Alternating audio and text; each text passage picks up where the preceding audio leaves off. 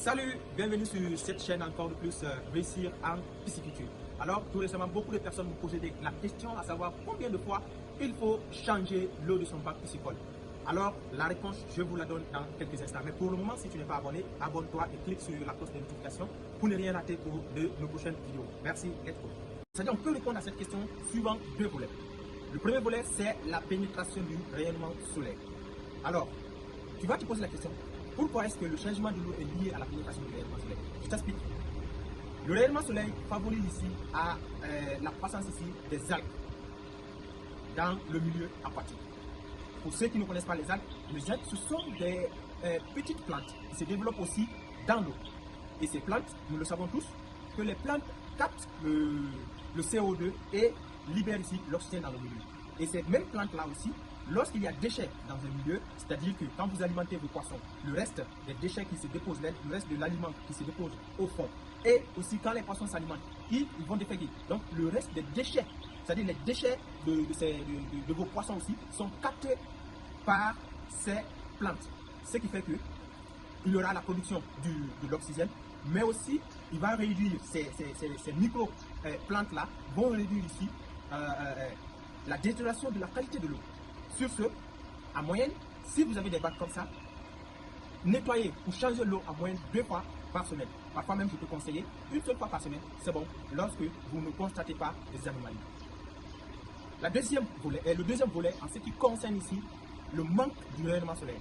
Là déjà, non seulement s'il y a le manque du rayonnement solaire, comme dans notre cas ici présentement, vous êtes obligé de nettoyer le bac ou de changer l'eau du bac fréquemment.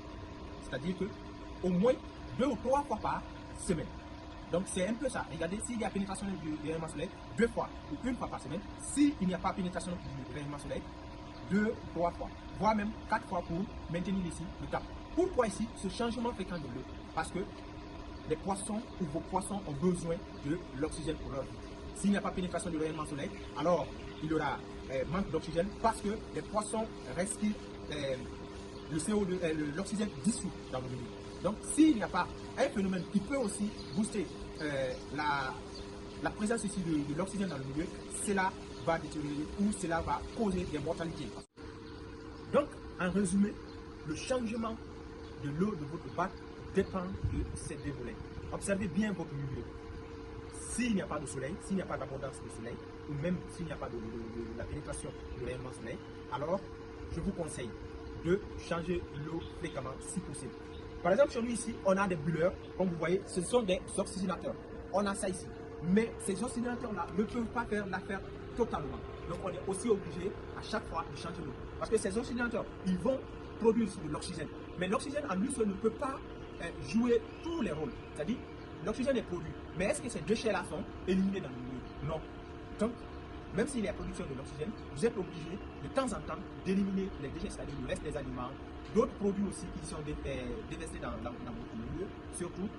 Donc, c'est à cause de ça, s'il n'y a pas de pénétration du rayonnement solaire, pour favoriser la croissance de ces algues, que je vais appeler des micro-plantes. Donc, il faut changer fréquemment l'eau de ton bassin.